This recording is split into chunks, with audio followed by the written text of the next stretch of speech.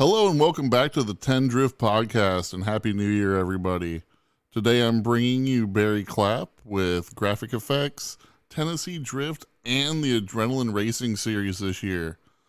We have a great chat, so for anyone that's wanting to check out one of those, definitely stay tuned for the full episode. You'll get to hear what's going on, what the plans are, and how much fun this year is going to be in Middle Tennessee. Thank you so much. So welcome back, everyone, to the Tenn.Drift podcast. Today I have with you Barry Clapp, owner of Graphic Effects, past runner of Tenn.Drift, and operator of a badass drift taxi. Yep, that's me. Fantastic. So do you have anything new going on with the drift taxi for next year? We're going to, this year, it'll probably have to slow down a little bit, actually. We're going to be doing so many different things organizationally that I don't know how much time I'll get behind the wheel of the thing. We are going to throw a new wrap on it this year where the color change thing's been awesome, but it's 2 years old. It's time for a change. So we'll probably wrap it up with the colors of the new Adrenaline Driving series and use it as the flagship car for that little deal. Hell yeah. So whenever you take it out to the Adrenaline Driving, are you going to end up doing like the show lap in it of showing off the course, or? Yeah. And what we'll do is there'll probably be time in between things to probably take some ride-alongs too, 3 deep and let folks experience what this crazy new track's going to be like. That's awesome. I know I've noticed at a lot of the events, anything from LS Fest to Formula Drift, you always hear people talking about, it's like, what can we be doing during that downtime to keep the audience going? Because you run into that point where things don't always go perfect. And especially in drifting, you've got the judged element. So there's a lot of time there's a little bit of downtime in between runs and stuff, and people like us that understand what's happening, it doesn't really bother. But folks in the stands that may or may not know what's going on, they kind of get to where like, what's going on down there, So it'd be cool to have something to keep their attention going. Absolutely, because I mean, when you look at it, anyone that's coming out to spectating is doing so for entertainment, and that's right. Even though they may understand, hey, that was a close run, because sometimes you just have a solid lead and a solid chase run happening, and you like whether or not how close they were and what's going to happen. If you're going to have 3 minutes of downtime, it's like, if we can get something out there smoking up the track, then hell yeah. Yeah, the worst thing in the world about a podcast or a radio show is dead air, right? Oh, absolutely. What the heck's going on? If there's 10 seconds of dead air, it just kills the thing. Yeah. So that's what that's like out there. People don't want to see a dead track. They want to see something move. Hell yeah. So just for those who don't know too much about you, I know you used to do Tenn.Drift back in the day, probably 4 or 5 years ago? Actually, longer than that. I founded Tenn.Drift. I started it. Okay. And we had our first event in September of 2009. Wow. So it's literally 11 years old this year. And we had it out there at the fairgrounds down in Nashville, Yeah. And didn't have any idea what we were doing back then, and actually had a lot of success. We had four events that first year. We did one every month: September, October, November, December, and we took a little break in January and hit it hard in February in 2010. So just kept it going. But for those of you that out there that don't know me, I've been around racing all my life. I'm from East Tennessee. We used to race on the dirt over in Smoky Mountain or Atomic Speedway that's not even there anymore.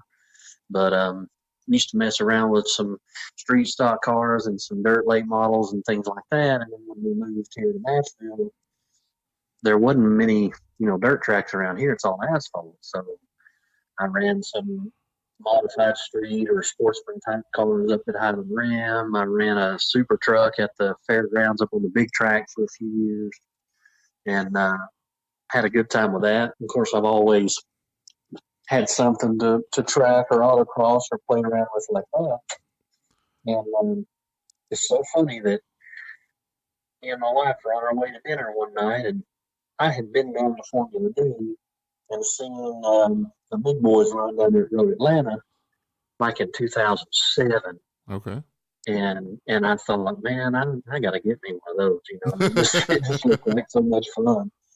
Like I was a guy that I was into round track racing, and and if you're a round track guy, you don't want the back end of the car sticking out. You know, you're going around there as fast as you can and trying to keep it from sticking out. You know, Sure. if you're running dirt, you got to keep it out there, but not as much as you think. You really don't want it out there as bad either, because if you're sliding, you're not going anywhere. It's not fast. So you know, it took us a little warming up to this drifting thing. Some buddies of mine that lived down in Atlanta were like, dude, you got to come down here and see this. You're not going to believe it. And so I went in, and it was a great show. It was back when Samuel Hubinay and Reese Millen and those guys were the big names. You know, nobody even heard of Von Gittin yet. Yeah.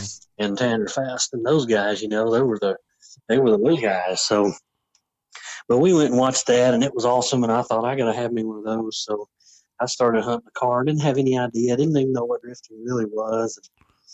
And I bought a little S13 coupe. Hey, you started off right at least, it sounds Yeah, like. you know, right? And found it in a barn up in Kentucky and brought that thing home and started hacking on it. And then I was on my way to dinner one night with my wife, and we were driving along. You're breaking up kind of bad. Emma, Yeah. my service is horrible here at my house. I'm going to try to get in a better spot here. Hang on just a second. All right. See if I can find a better place. Let me see if this will be better. Is that better? That feel better? Yeah, that sounds a lot better. All right, cool. Okay. Let me just get out here for a minute. So anyway, we were on our way to dinner one night, and this guy pulls up beside me, and he's flagging me down. And of course, we were in the company truck, and it had the app with the phone number on it and stuff. And this guy's calling me going down the road, and he's like, "Man, I need you to look at doing some graphics on my drift car." And I was like, "You got a drift car? Tell me about it. Tell me about it. Where do you go to drift? How's this work? You know?" And he says, "Well, man, you know, right now we got to go to Myrtle Beach, South Carolina, or we got to go all the way to Atlanta, or something like that to be able to do it." And I was kind of like, "Well, that sucks." I said, "What if somebody could? Why don't we have drifting here?" And he said, "There ain't no place to do it." And at the time, my graphics company was like the official graphics company for the fairgrounds down here, and I used to Okay. do their guitar trophies and cool stuff like that. Okay, and so I said, "Well, what if I could talk to the promoter and get us a Sunday afternoon or something where we'd go slide some cars?" And he was like, "Dude, you'd be the king of everything." And I thought, all right, well, let's see what happens. And so I did, and I called this guy, and he made me a little deal to rent the place from him, and I had to call, and I had no experience doing this stuff. Yeah. And I called an insurance company because I wanted to be sure that everybody was safe and covered. So I got a little insurance policy, and we figured out what we were going to do. And we had that first event in September of 2009. And I'm pretty sure you can go on YouTube and see some of those old T&D events. I mean, no smoke, just cars with no power, just sliding around. You Just know? people having fun. Yeah, just having a good old time. Well, it was a huge success. We put it out on like the forums. You know, forums were big back then. Oh, yeah. People don't even use them anymore. And man, we had like 40 people show up. People came up from Atlanta and came down from Kentucky and came down from Indiana and came over from the Carolinas. I couldn't believe it. There was people from like 7 states came to that first drift event. And I thought, well, I think we got something here. So we just decided to form Tenn.Drift, and man, for about the next 5 years, we were going strong. We held, I think I did 42 or 44 events over the next Holy 4 or shit. 5 years. And we did them at the fairgrounds. We did them at the super speedway in the front parking lot. We ended up getting to where we could do them in there on the road course. and man, that was the best thing ever. I mean, Dude, that sweeper is um, so fucking sick. it's awesome. I mean, and see, people don't really realize that, Import Alliance does drifting now. Well, they used to do just time attack. Yeah. And I'm the guy that said, you guys need to do drifting. This time attack blows. Nobody cares about that stuff but the people that do it. And I'm the guy that hosted the first uh, Import Alliance drift event in 2011 at the Super Speedway. I think I might have And actually gone to that, as funny as it is. It's like yeah, I there, mean, there was one event I went to, and it would have been later in the year in 2011, mhm. probably like September or something, and Well, now we did an October one that that year, and that was the last public event at the Super Speedway yep, before it closed. that was the one I And was that at. and that was actually just a big car show that me and a guy named Evan Lemons put on, and it was me and Evan, and we did a big car show. We did a drift thing. We wrote a check to the Wilson no, what's it called, Wilson Breast Center. It was in Okay, October, and we wrote a check to the Wilson Breast Center for like $2,500. It was nice. really a cool event and really a good cause and everything to do that day too. So Like I remember there that was a being good time. a mobile dyno there at the Yeah, yeah, but yeah, like it was just so crazy because that was like the first experience I ever had with drifting, and nice. I just remember seeing an S2000 had to be booking like 90 to 100 miles an hour down the sweeper, and I'm like, this is the coolest thing I've ever seen in my life. Awesome, that's fantastic. Well, that was us, man. That was me back in the day. And right along in there at that same time, I was thinking, man, you guys are having all the fun. I need to put me a car together. And so I started putting that car together, and I ended up trading that S13 to a buddy of mine down in Atlanta who had an S14 that was just a rolling shell. Okay, And I thought, that's what I want, because it's a little bit bigger car. I'm a big guy, yeah, you know the feeling. And so I got that little bit bigger car, and we started building it. And that was the car that affectionately became known as the Bunny, because I did a Warner Brothers cartoon character wrap all over it, oh, that's awesome. and big Bugs Bunny on the hood of it, coming out of the carrot like the end of the cartoon used to be. So, and then so I ran that thing for golly the next 3 or 4 years and just had a blast with it. Very cool. So, and then we got all the way up to where we were about to the almost to the pro-am level, and Louie and Andrew and I decided to do like a statewide competition deal, and that was that Tennessee State of Drift. That was the first year that Okay, happened. And Louie and Andrew and I put that together. And really, Louie was the point man on that. He saw the competition stuff as more important than I did, and maybe even Andrew too. I don't know, but we all just piled in with him to see if we could make it as good as we could. And I thought, well, shoot, that'll be awesome, and I'll drive in it, and we'll have a blast. And we had the first one of those at the Smoky Stadium up there in Sevierville, okay. and I won it. And then we thought, maybe that's not such a good idea. maybe, maybe I shouldn't uh, actually win any more races in my own quote unquote series. So Yeah, I backed out that can and definitely kind of be started dangerous. thinking that, well, I didn't want anybody to say home cooking or nothing like Oh, that, because there exactly. wasn't any of that. But I wouldn't want anybody to think that. And you know how people are. Somebody would have to say that. Oh, without a doubt. So we quit. I quit doing that, and I just helped run the series. And Louie and Andrew really did the lion's share of the work, and I was just along for the ride on that, because my little graphics business had started to grow, and I was having to devote more time to it, and I really hated that. But then, like in that next year, and I think it was maybe that next year when Human and Louis decided to do that first Turismo deal, Yeah. that I kind of made the little announcement that I was stepping out of hosting events, and got to devote more time to my business. And I would still come and drive and have a good time with guys and stuff like that. But that was kind of the curtain call for me as far as hosting events. And I guess that was in '06, '07, somewhere in that name. No, I mean, it was in 20. like about 15, I guess. Yeah, it Okay. was about 5 years. Whenever Human had that first Turismo, because that was right before that. Yeah. And then I decided I was going to try to drive in that Turismo drift deal, and that was a lot of fun. And I had a great time doing that. And I had some mechanical issues at the fairgrounds and didn't get to have a good showing at that on that bank. And then I had a crash pretty good in Memphis that Ooh, bananaed the car a little bit. We had to put it on the frame machine and straighten it back up. man. It was in practice too, and it was 15 minutes before my first run, and I had to go against Jonathan Nairn Oh, right geez. out of the gate. And it was so funny that, he had all that power, and I was in that car. Mine had about 400 was all, and he was probably 700, and so I was sitting at the line, and he was the number one qualifier, and I was the 16 seed. I was just barely snuck in by the skin of my teeth. And it was so funny, dude. Like when we left the line, I was thinking I gotta jump his start because he's gonna run off and leave me. You know what I mean? Yeah.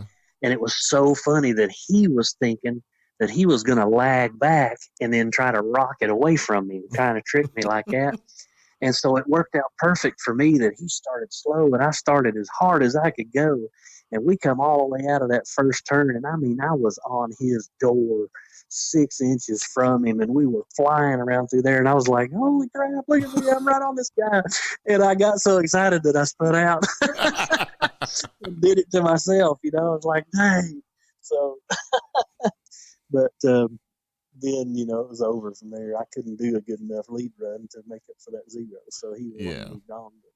But that was really funny to me that I laughed all the way back to the pits that I was on that guy. And when we went to transition down there, I spun out because I couldn't believe I was so close to him. So That's pretty anyway, sweet. but then here, what's happened in the last 6 months is, Lou's been running the pro-am stuff and then running the East 10 stuff. And now he's branching off all the way into the Carolinas over there at ZMAX and Yeah. running at Bristol. And he's just got so much on his plate and he's doing a phenomenal job, but he's got so much to do that he called me up 2 or 3 months ago and he said, hey man, you want to get back into the game and take the Middle Tennessee area back over? But being spread so thin, the Middle Tennessee areas kind of suffered a little bit. Sure. And so I said, man, it's been on my mind to call you and ask you, and I'm glad you called me first, because I Yeah. didn't want to be that guy. So when he said, you want it back? I said, absolutely, let's do it. Hell And yeah. so starting here in about a month, Yeah. February the 22nd is the first back into the old TND, Tennessee Drift, grassroots practice day, fun day, blah blah blah, whatever you want to call it. We're just gonna get back to just drifting and having a good time. There will be no competition. There will be no pressure. Okay. There'll be a 40 or 50 car cap. Run That, what you run. Come have a good time. hell yeah.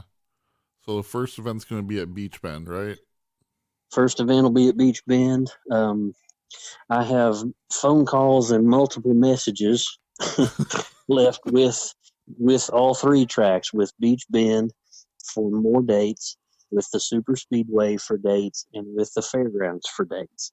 Okay. And I want to do 6 or 8 events this year, like it's supposed to be in our area, Yeah. so that guys don't have to travel all over creation, to get to do what we love. So that's the goal. I'm just very impatiently waiting a call back from these places to get us a calendar. Oh yeah.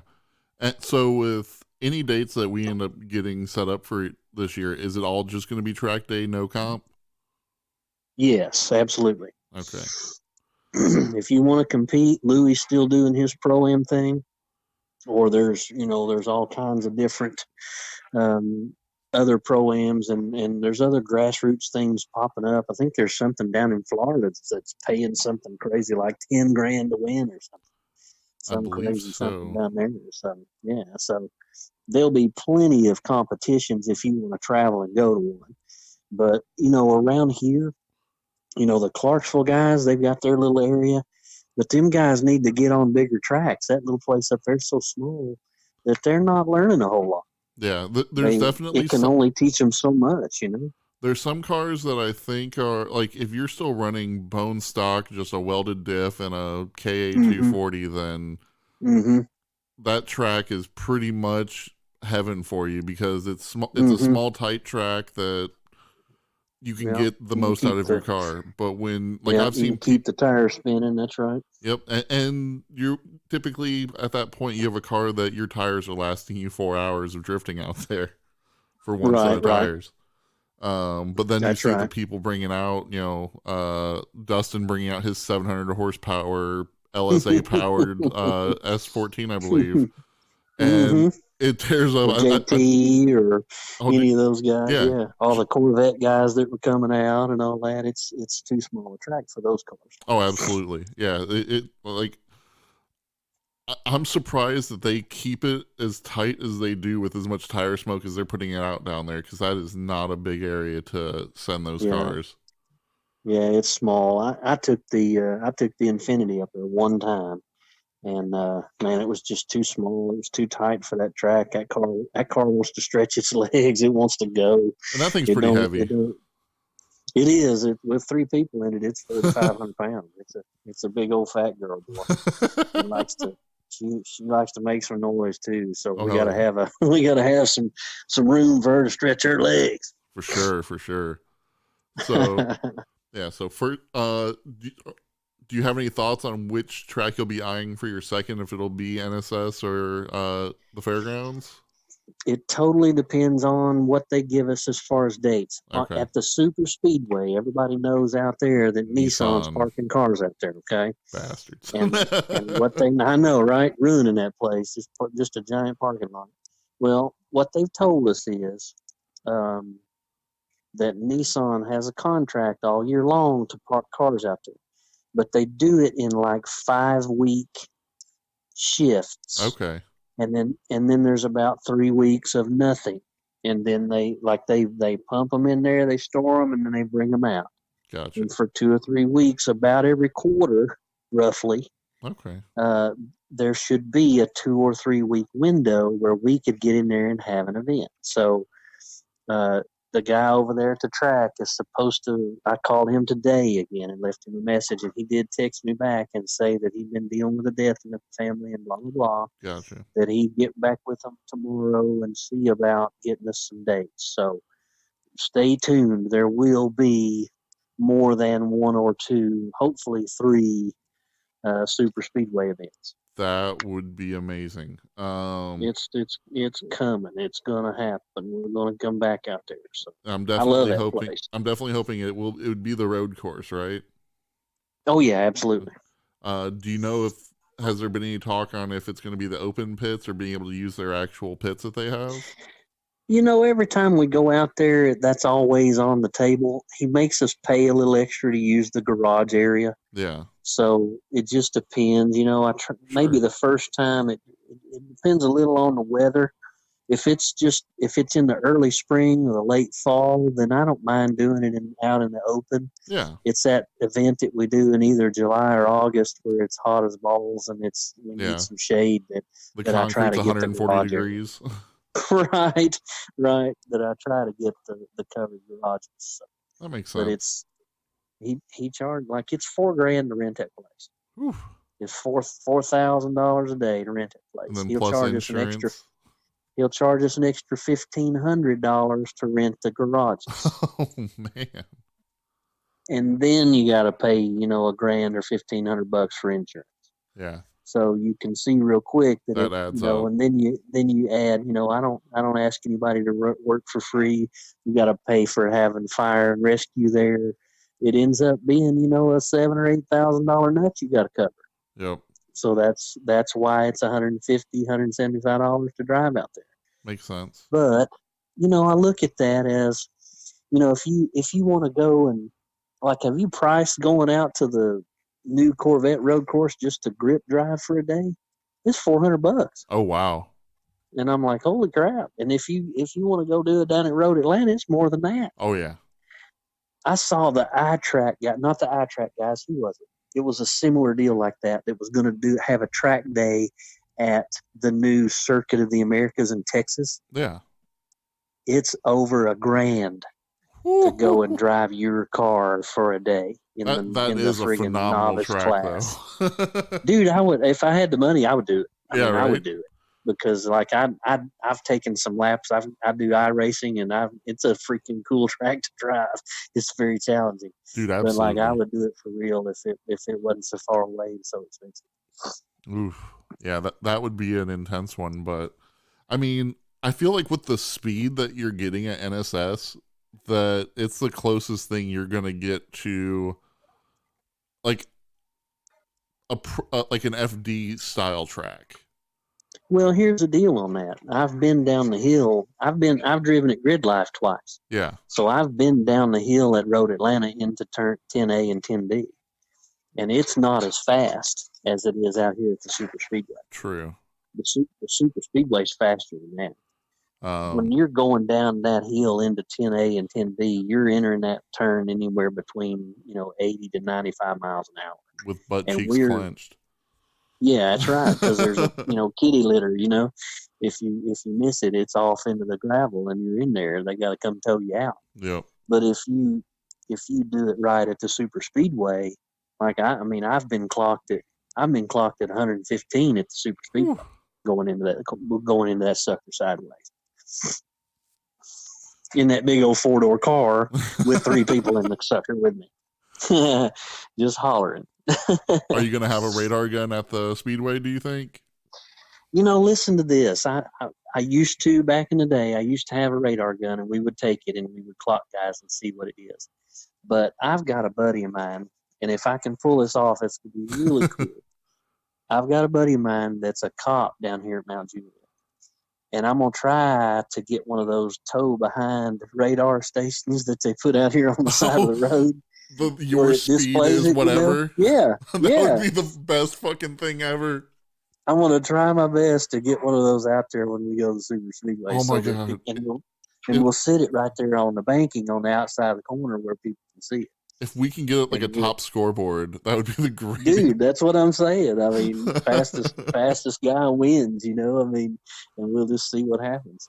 Everyone chips in to donate into a pool of money of who can enter the fastest without going off track. Yeah, everybody put a 5 spot in, and then in the winner gets $100 or something, whatever. That'd be great. But it'd be cool. I mean, the only trick on the dang super speedway is they don't want you going off into the grass, so they put them truck tires out there on the outside of that corner.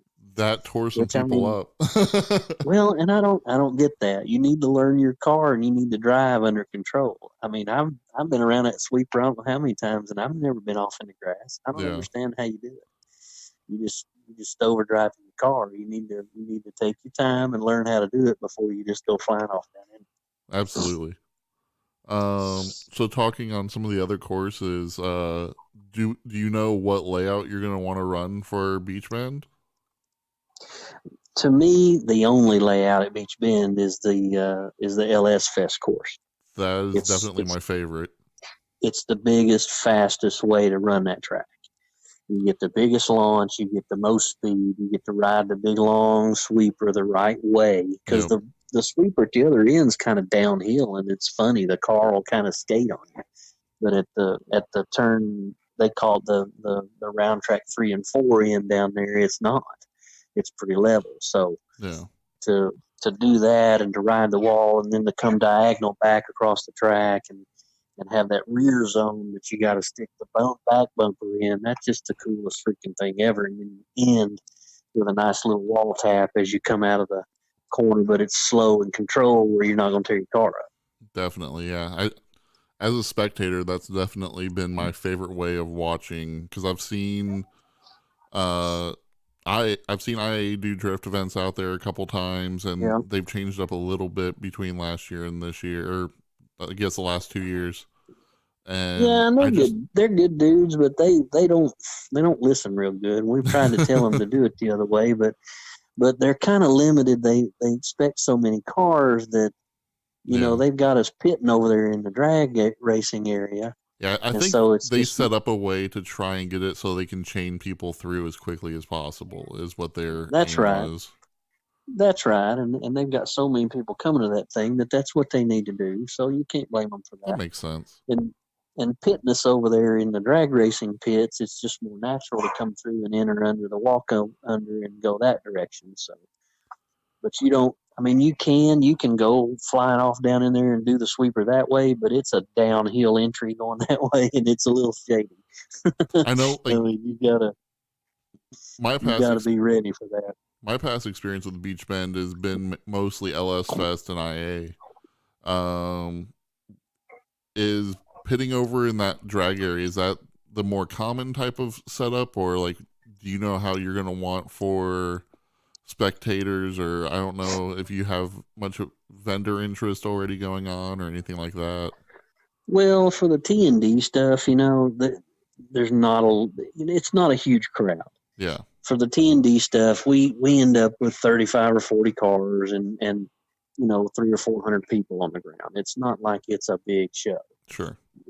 If it happens to grow a little bit, and which I'm sure it will as it ages here now, that it's going to get kicked back off. But if we can get a little car show interest going and getting some guys coming, bringing some extra folks. Beach Bend actually does their own, food vending deal, so I don't really have any control of that. Gotcha. But we will be, as it grows, be happy to talk to different folks about, maybe paying $100 and putting a tent up to sell their stuff, whatever. I'm more than willing to let any of that happen. Generally, what we do is at the end of the track where the gap is, we pit down that grassy hill right there, Okay. and then in the big spot off to the right is where everybody kind of stages, so that you can come right in the track, and then we grid right there in turns 1 and 2 of the round track, and that's where we launch down the backstretch. So, and that's, to me, that's just the smartest, best way to do it. And then the whole other area, like all the way down the backstretch where the bathrooms are over there, that red building, Sure. all of that can be car show and vendors, and it's nice and open and plenty of room for people to walk and enjoy and whatnot. So So pretty similar it'll to be good. the LS Fest layout for that It'll be part. very similar to that. Yeah. That's awesome. In in fact, on into the year, like this first one in February, we're going to be there by ourselves. Okay. But on into the year, they actually do uh, Saturday night testing and Sunday drags. So we will be kind of sharing the property with the drag racing folks. So we'll still have our area, but they'll be, on down Yeah, and using the staging lanes, and they'll be drag racing, practice going toward the end of our event. that's cool. So it'll be fun. It'll be a good show. I've Definitely. just got to figure out how to split the gate up from them and us till we don't get cheated or anything. But we'll figure all that out. I know one other question I got asked to ask you from Willie. Um, for if we get the fairgrounds, do you know which layout you're wanting to run for that? Man, I've gone back and forth. I freaking loved watching them big cars run that bank, Yeah, because you just don't ever get to see that. You don't ever get to see a drift car on an 18-degree bank riding the wall. That's I something to see. That's amazing. I know that's what he's hoping for. Well, I'm fine with that. I think there's a way. I think there's a way that we could run two courses at the same time if we have radios and our course workers are on their toes. Okay. I think we could stage guys up on the back stretch of the big track that want to run the bank to come around and then come in, just like we did the Turismo thing, okay? And then either every other car or whatever, the guys that don't want to run the bank could stage on the front stretch and just go down the front straightaway and pitch into that first turn Okay. like we used to do it back in the day. So I think there's a way to do both. Like the low horsepower car guys, they're not going to care about the bank because they can't do it anyway. Sure. And so they could stage at, let's call it NASCAR turn 4, and they could go down the front straightaway and then pitch into the quarter mile track and then the guys that are running the bank coming backwards through turn 2 and then turn 1 will pitch into the little quarter-mile track in the same spot, so that if you end up doing the quarter mile the same direction and there's never any kind of a head-on look. So, but I think we can figure all that out. I think that's doable. Definitely. I feel like I'd heard some news happening for the Nashville Fairgrounds of something getting torn down or rebuilt, or maybe I'm off on that. Well, the biggest news is that they ousted the old promoter. That's right. They got rid of that guy that was the old promoter that had done so many people wrong and dirty, and Human can tell you about it. Louis can tell you about it. I can tell you about him. Everybody that's been down there and had to deal with that guy can tell you what a crook he was. And he was months behind on his rent and hadn't paid his concessions bill, and just many things that stacked up against him. And they finally just ousted him and canceled his contract. And they've got a new guy in there that's going to host some events that actually is either part owner or one of the promoters of the ARCA series. Okay. That's right underneath NASCAR that you actually see running on TV. And that's awesome. That is good. That's real good for racing in Nashville in general. Yeah, hopefully we'll see a lot more events out there then. I think he's definitely going to do his 6 or 8. I think the dang what do they call them little cars? The not sprint cars, but the USAC Silver Crown cars are going to run on the big track at Nashville, and those things are basically sprint cars without wings, and they got little bodies on them instead of being open wheel. Okay. And they'll run 3 wide around that place. It'll be something to see, and they'll be flying. They'll be the fastest thing ever run down there. Oh man. What else was there? I was trying to read through any other questions. Yeah, because John Elrod, which was one of my most needed to know question, was NSS and how many times at NSS, which we got that. I saw that post. John, we're coming, man. Yeah. We're coming. That is probably the best news out of this. I just can't wait. We're coming. We just got to get all the details figured out. Well, we're coming. The NSS will be alive and well under my rule here. We will get back over there. So, for anyone that's wanting to actually drive the events, are you gonna like post up any safety requirements for single, for tandem, for ride along? Basically what we will do, back in the day, what we did was we charged everybody $10 a head to get in the gate, and we charged an extra $5 to buy that ride along wristband that you can use all day long to ride as many times with as many guys as you want to. Okay. So it makes it nice and easy. Just as long as you've got the right color wristband, you can hop in anybody's car and anybody will let you. Okay. We don't do the, only one ride, only 2, this, that, and the other. We don't fool any of that. It's too constricting the way we do things. We're gonna be a lot more relaxed. We're gonna be a lot more about just, the old keep drifting fun thing. Yeah. That's gonna be us. As far as a single car run, all you gotta have is, make sure your wheel bearings are in good shape. Make sure you got all your lug nuts on. No loose items inside the car. Stuff like that, battery tied down, just good and safe. Yep. And then go have at it and learn. Okay? Now, your skill level will factor into whether or not we're going to let you tandem without a cage. Okay. Right out of the gate, we're going to say no. You have to have a cage to do tandem runs. Now, if somebody comes out and drives a couple of events and we see that they really do have a good control of their car, then that may change to a maybe. But I'm not going to tell people right out of the gate, come out and tandem your car with no cages, because I'm a safety girl. I'll admit it. And and it's because of my own experience. It's not got anything to do with anybody out there on the track. I will be glad to stand toe to toe with anybody that comes to any of my events and challenge them to prove that they're a better driver than I am. Yeah. Okay.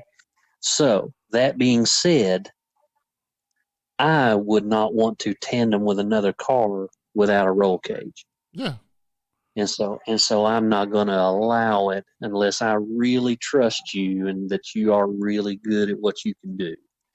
And you're going to be required to wear a helmet. Now, I'm not going to say it's got to be an SA 2015, blah blah blah, make you go buy a $300 helmet. I mean, for what we do and the speeds we run, a motorcycle helmet, DOT helmet's good, as long as it's not just a skull cap or something. Yeah. I'm gonna recommend you be in at least a, if it's an open face, it needs to be a good helmet. Let's put it that way. You're not going to be able to run a dang football helmet or bicycle helmet or something silly like that, because I've seen guys try it, Let me go get my But paintball mask. I know, right? Let me go get my let me go get my hockey goalie mask, Right.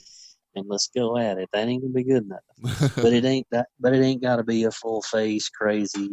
Yeah. I would recommend a full face, but look, I don't in the taxi. I don't run full face helmets. Yeah. It's part of the experience to see people smile.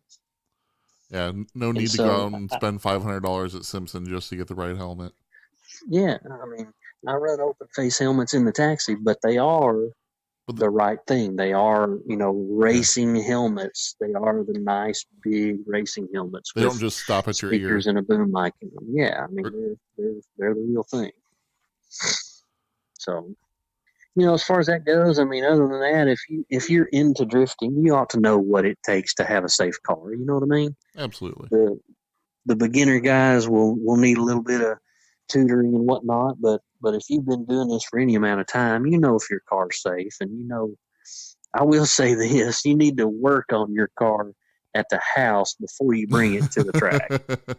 One of the things that drove me bananas was we almost lost the super speedway one time because we had a parking lot event out there and we pitted right up there by the front gate, which turns out is right where spectators come through to watch the NASCAR stuff, right? Yeah.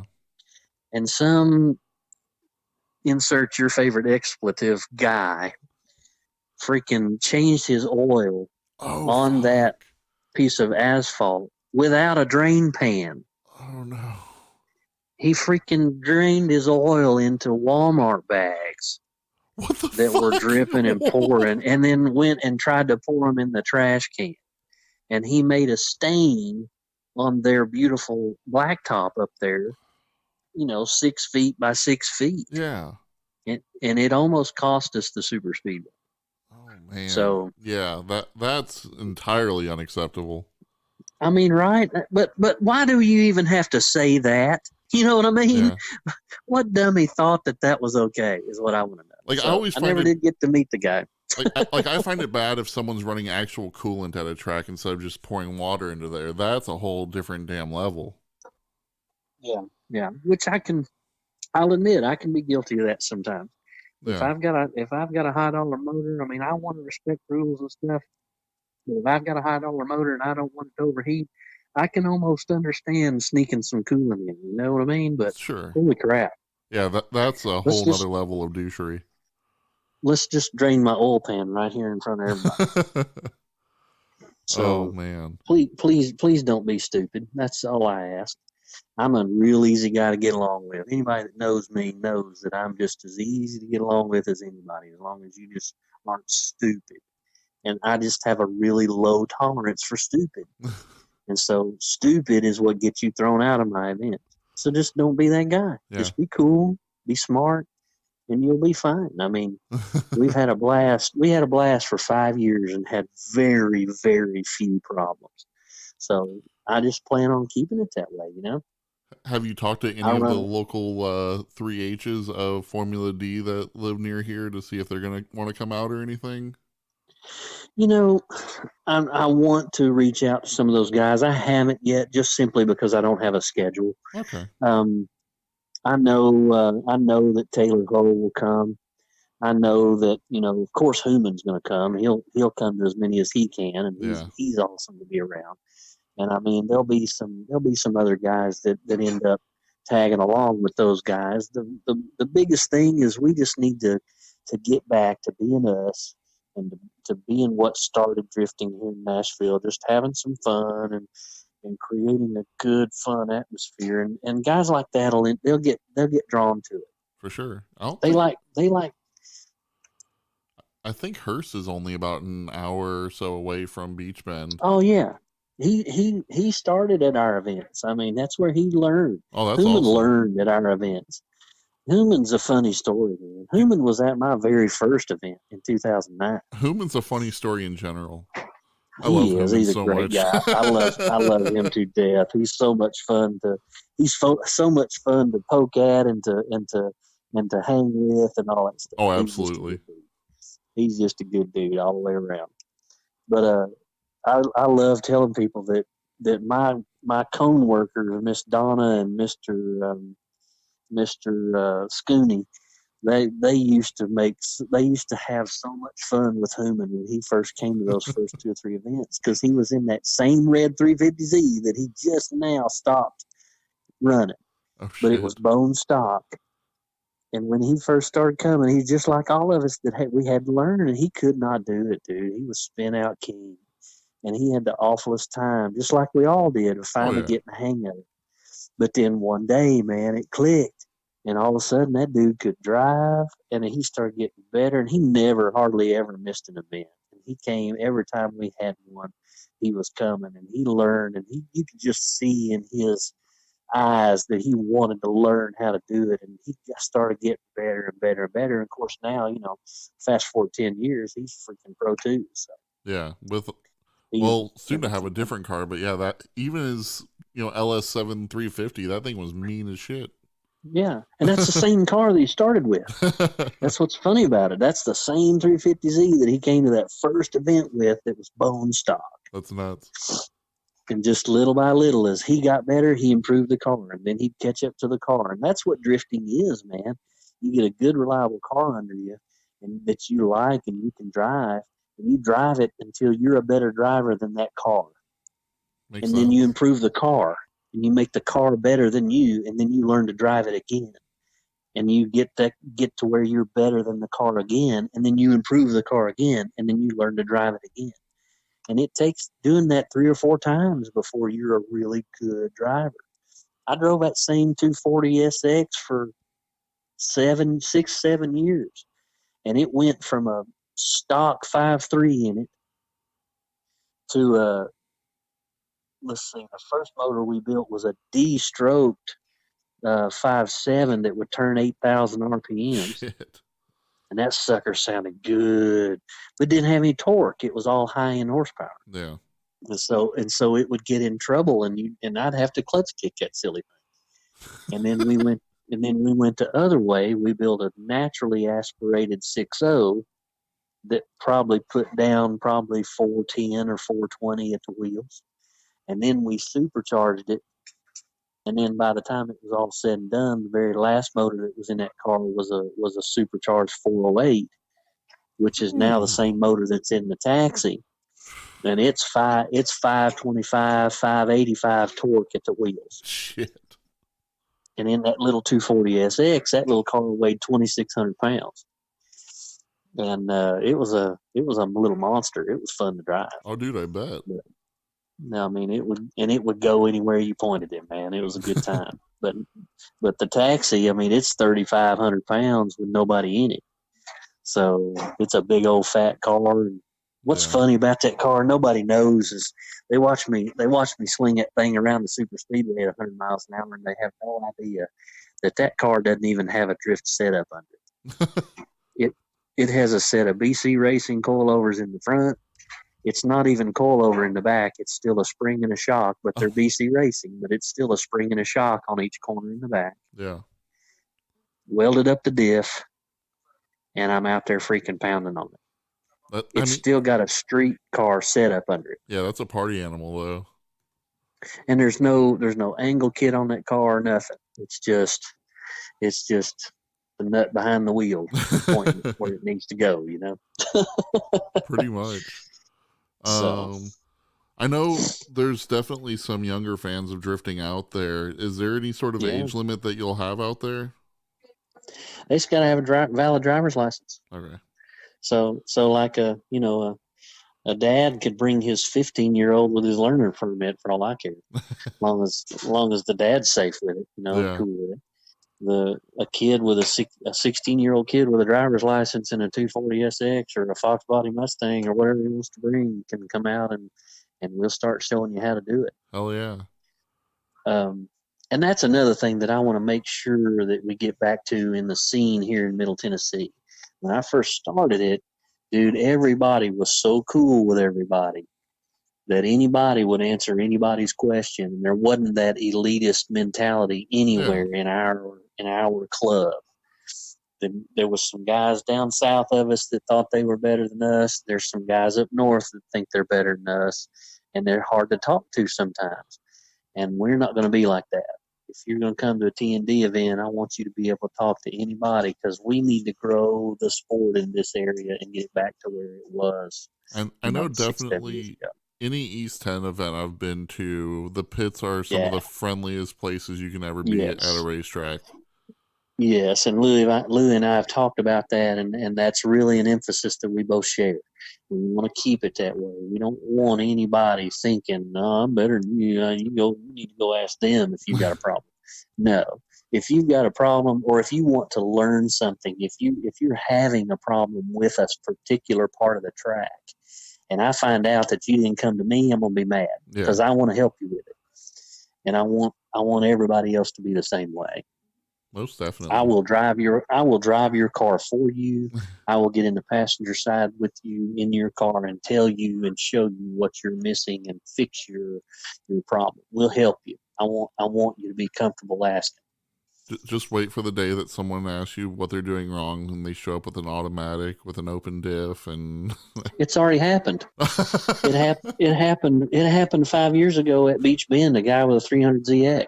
oh jeez. He was like, I was like, do you have an e-brake in the car? No. Have you welded your diff? No. He goes, come show me what I'm doing wrong. And I'm like, you've already said what you're doing wrong. There's not going to be a lot I can show you in a car that's not set up to drift. Yeah, You know, there's a couple of things that you need to do before you come back. So I helped him a little bit. We talked a little bit about it. It was real easy to try, but it wasn't in the cards for him that day to be able to do anything but slide to the right. When he slid to the left, it did not slide very well. fair He was enough. Mr. One Tire Fire. So yeah, Um, get your car ready and get it set, and then come and let's teach you how to do this. and I know we've answered quite a few questions. I'm sure that the people that are wanting to both drive and attend these events have been wondering. But I know you're also on social media plenty, and if anyone ever has any questions, Yep. hit you up or the The group, the I'm sure. the page, of course, is Tenn.Drift on Facebook. I do just about everything on Facebook. I'm not Yeah. very good at keeping up with Instagram, so I'm going to be slowly trying to learn to be better at that. But I'm an old man, so y'all young kids bear with me on that a little bit. um, There's my personal page. There's my BC Driven page, that's where we handle the drift taxi stuff. Um, and all of that is those 3 pages. If you can't figure out that we're about to have a drift event, then you're not paying very good attention. fair enough. And then I did also want to ask you about the Adrenaline Racing series. Dude, I'm so excited to be doing this here. This has never been done on the East Coast. The only place in America that this has even been tried is out in California, and it was several years ago with Mr. Block. He tried to do it. He did it a little bit, but it didn't last very long, and it wasn't very well received. And I think it was more because he just got some of his drift buddies together, and they just kind of did it. Yeah. Okay. And like, Well, haven't like X Games kind of done it in like a more so rally kind car of, setup, but yeah, and they're doing it with those global rallycross cars, which is cool and all, but that's so far above where we are Yeah. that we can't go build a $150,000 rallycross car to go have fun. Why can't you So have a 2,000-pound, 600 horsepower all-wheel drive Fiesta? What's wrong with you, I know, Barry? right? I mean, I should go find me one. Like let's build two of them, so we can go play. I got one. It's in there in my simulator room. It's in on iRacing. I've got 3 or 4 of them. That's So. fair. Oh gosh, that's the only time I'll ever get to drive one of those. Dude, you're not wrong. I'm telling you, that'd be cool. But anyway. But here's what happened and how this adrenaline driving thing has come to be. I got invited with the taxi because of that taxi. It's so funny. I got invited because of that big old 4-door car to go to an autocross event over in or down in Atlanta at the Summit Racing Motorama, this massive car show that they do down at Atlanta Motor Speedway. And they do autocross there, and it's all these pro touring, awesome looking Camaros, Mustangs, old stuff and new stuff all together. Yeah. And they just do their little cone dodging thing. Well, there's a guy that lives here in Middle Tennessee named Brian Finch, and he is a sponsored BF Goodrich driver. He's a Baja racer. He and his team have won the Baja Buggy class 5 years in a row out there. Damn. I mean, he's a bad dude, and he's got this 70 Camaro that's got 335s all the way around, and it drives like a go-kart, dude. It literally everywhere he goes, he wins when he goes somewhere to compete, and they call him Fast Finch. And he was on. Do you remember that funny show a few years ago called "Are You Faster Than a Redneck"? Yeah. He was one of the drivers, and him and that 70 Camaro outran a guy in a Lamborghini because he's a better driver. And that show would have been successful if they hadn't had such an idiot as the host of it. He was just too over the top redneck. But it was really fun to see those old hot rods run against those modern new cars and either hang with them or even beat them sometimes. I thought that was a great format. That just reminded me of whenever I was bringing this up to someone the other day, they were asking if it was like that show on Netflix with Farouk. Absolutely. The Hyperdrive. Yep. In fact, one of the Hyperdrive drivers, if you watched every episode, the old man, the tooth former, yeah, with the old 71 or 72 Trans Am, he's going to drive in it. He lives up in Kentucky, and he's signed up to be one of our drivers. Hell yeah. It's kind of funny. We've already, I'm getting ahead of myself. Let me slow back down. You're good. So I go down to the Autorama, and I help Brian give ride-alongs for 2 days. But I drift the entire autocross course. I'm never pointed straight all the way through that sucker. Were they okay with that? They couldn't say a word because I never knocked over any cones. I never hit a cone. I slung that big old fat wide car through their little tiny autocross course over and over and over again and never hit a cone. And they could not believe it. And they were blown away by it. And they were giving ride-alongs. Brian was there with his Mustang. That's the BF Goodrich ride-along, share the ride, they call it. Share the ride car. And he was giving people rides. And he was putting people in my car too to help because they were lined up 100 deep. Oh, shit. Well, it got to where when I was coming back around in the staging lane, you could look over and see the fans all lined up. And they were counting the people in front of them, and they were letting people in front of them and backing up in the line to get in that Infinity and to ride with me. And so that got to be so much fun, and we had such a blast that he said, "Dude, like I'm doing the streetcar nationals up in Louisville, Kentucky, and I want you to come to that and bring that car." I said, "Okay." And so there's video on my site and on YouTube for when I went up there to Louisville and did it with him. And this time, like I paid for my whole nut when I went to Atlanta. This time they put me up in a hotel. They supplied the tires, they everything because it was such a good show. Hell yeah. And so he was like, dude, I want you to partner with me next year because my old partner's retiring and I'm going to need some help doing these events. And I said, that's cool and all, but I want to do something different. And he said, good, because I'm kind of tired of this autocross thing. I want to do something different.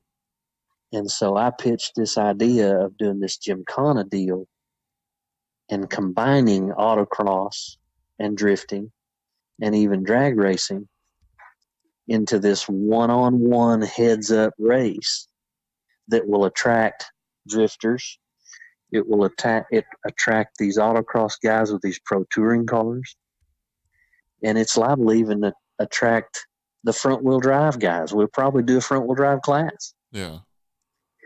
And then it seems like anyone that has like, you know, quote unquote street car that they think is super fast, super fun, can do everything. Yeah. You know, you can rip an e-brake in a front wheel drive car and kick the back end around a little bit and be able to pivot a turn and things like that. So I think it'll be fine. And the courses, I've got the course posted up on the page. We've actually got an Adrenaline Driving Series page on Facebook, and you can go on there. Well, let me say it like this: as soon as I put that page up on Facebook, I had 1,000 likes in 5 days. Yeah, dude, I just checked it before we started, and I think it was at 1,400. And I'm like, this thing hasn't been up that. I mean, it's not like it's a year old or something. It's barely a month old, and it's 1,560 something. I don't know, whatever likes. It's gonna hit 2,000 by the time. Well, close to by the time we have our first event. Yeah, is the first event for that March? March 13th and 14th. Yes, sir. Oh, it's a 2-day event. And it's at Beach Bend as well. Yeah. They're all of those are going to be 2-day events because it's going to take some time to acclimate to the course, I think. True. So like when we do one of those, we're going to get up there at about, you know, the gates will open at 8:00 in the morning for everybody to get in and get situated and get their cars warmed up and all that stuff. Sure. We will start setting up the course. It's going to probably take 3 or 4 hours to set this course up because we've got to measure it out, make sure that it's symmetrical. Yeah. And then we're not just using cones. We're going to have these bigger than life obstacles that are cool looking. Like if you've ever watched Grid Gymkhana from over in Europe, that's what it's going to look like. So, like one of our big sponsors because of Brian is BF Goodrich. Oh shit! And we're going to try to get them to give us a couple of those 10-foot round, tall, inflatable tires that say BF Goodrich, and that's going to be one of the obstacles that you've got to go around in the track. Now, will championship racing have any fireworks? That's all I want to know now. Obstacles. I hadn't thought about fireworks. That'd be kind of cool. You get close enough, or maybe you don't get close enough, and it shoots off a Roman candle or something. That'd be all right. Or hell, whenever you have, like, I'm not sure. So, like, is it going to be like a bracket style for the comp, or is it like how's that? Well, what we'll basically do is, of course, there'll probably be 50 or 60 cars at this first event. Sure. And the whole first day, all day Friday, is just practice. But we're going to have a timing system, and so you're going to be qualifying. Okay. We're not going to stop the course to have one car at a time do qualifying runs. While you're practicing, your goal is to be getting faster and faster and faster. And so you're going to be qualifying while practice is going on. Yeah. And so that'll be all day Friday, probably into the night, if Beach Bend will turn the lights on for us. And, you know, because it'll probably start around, I don't know, 12 o'clock or so. It'll take us that long to get the course set. And so that'll be Friday. And then when we get to Saturday morning, we'll probably start about 10. We'll do an hour or two of practice for the guys that are, well, no, for everybody, it'll be open.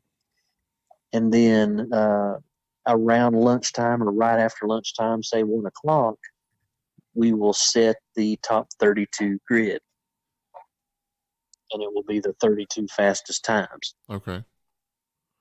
And then from there, that's where it will get similar to a drift event in that the tournament will begin.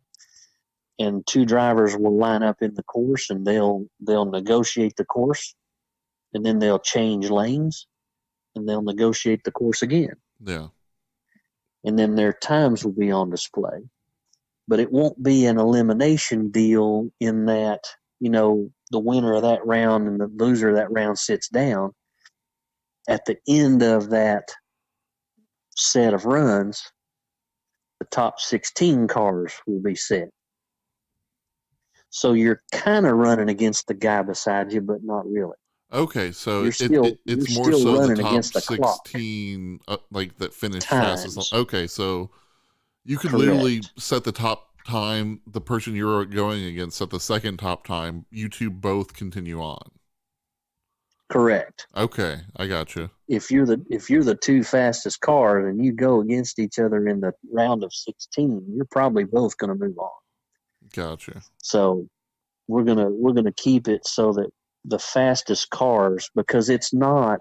And it'll probably be like an average of the two runs for like the run that you took from the right side, run from the left side, average them and go. It'll be a combined time. Okay.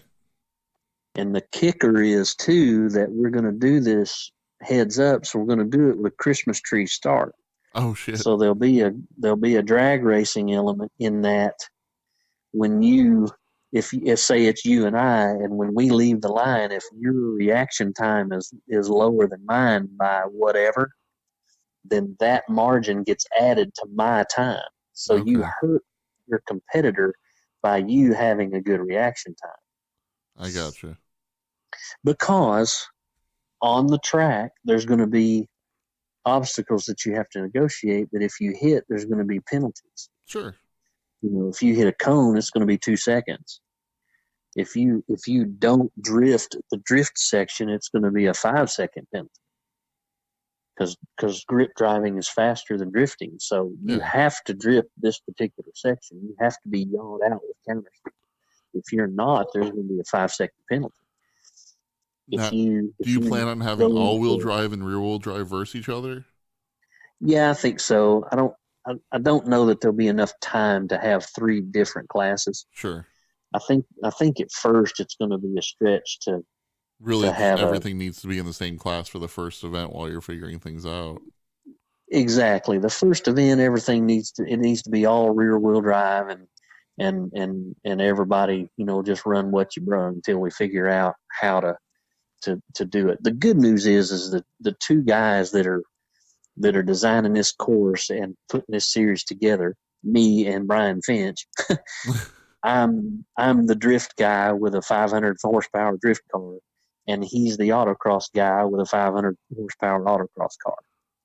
And so the 2 of us will be able to put a fair course together that he will negotiate it and I will negotiate it and be equal. You cut out there. So I think we'll be able to set it up pretty nice and tight. I think it'll be good. Okay. I hope that a friggin' 150 horsepower Miata eliminates a 400 horsepower drift car. I really do. I think it'll happen. I'm trying to remember who put it on. It was the Optima Streetcar Challenge. I remember going out to, and the top 2 cars were like a 380 horsepower Evo 8 and a 290 horsepower Honda K Series swap Miata. How funny! That's awesome. And that's awesome. I love that. And it was right after the C7 Corvette came out, and it was up in Kentucky, so you had just tons of people in their C6 and C7 Vets, and they just could not touch the times of 2 sub 400 horsepower cars. That's so funny. Well, and there's something to be said for that. If you're spinning, you're not going anywhere. Exactly. So a car that can put the power down is going to be faster than a car that has more power but can't put it down. So that's why we're doing it in such a way that there is a particular section that has to be drifted no matter what. Yeah. And there's a particular section that you want to grip drive no matter what. And then there's going to be 2 other sections that it's your choice. You can get around them as fast as you see fit, however you see fit. Yeah. There's going to be an obstacle that's real long and skinny. It's going to be 2 That's feet what wide she and said. 16. That's right. That's right. That's where I got the idea.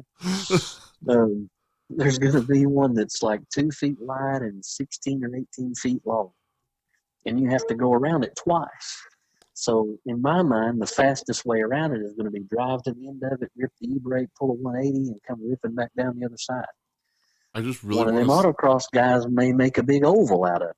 I Yeah. think that's faster. So it's up to you how you negotiate that. Now I just really want to see one of the turns have a pool noodle that cuts off 2 seconds of your time if you drift and hit it. Well, it's going to be the other way around. There's going to be something hanging that you have to hit, or you have a penalty. Yeah. There'll be a. I think the whatchamacallit, that TV show you're talking about, Hyperdrive. I think they have something that you had to hit. If you didn't hit it, it cost you or something. So Yeah. we may hang a hippity hop from a piece of climbing rope or something, and you have to hit that big balloon or something, or it's a penalty. Now I'm just really hoping Farouk shows up for this. Well, I mean, all we got to do is get the word out, Yeah. We just gotta, and that's what we need. We've been doing some giveaways with some swag. BF Goodrich actually sent me a swag box full of crap to send away and give out, and they're pretty cool stuff. There was some socks in there, and there was some T-shirts and a couple of swag bags to pack everything in that say, and they're those cool little drawstring backpack bags and say BF Goodrich on them and stuff. So as we get a little closer, we're going to do some more giveaways. But the kicker, be watching on the Adrenaline Driving page and be sharing it up and telling your friends about it, because one of our sponsors is giving us some hockey tickets to give away. Oh, hell yeah. So there's going to be a giveaway here in the next few days, and they're nice seats. They're $250 a piece tickets. They're club level.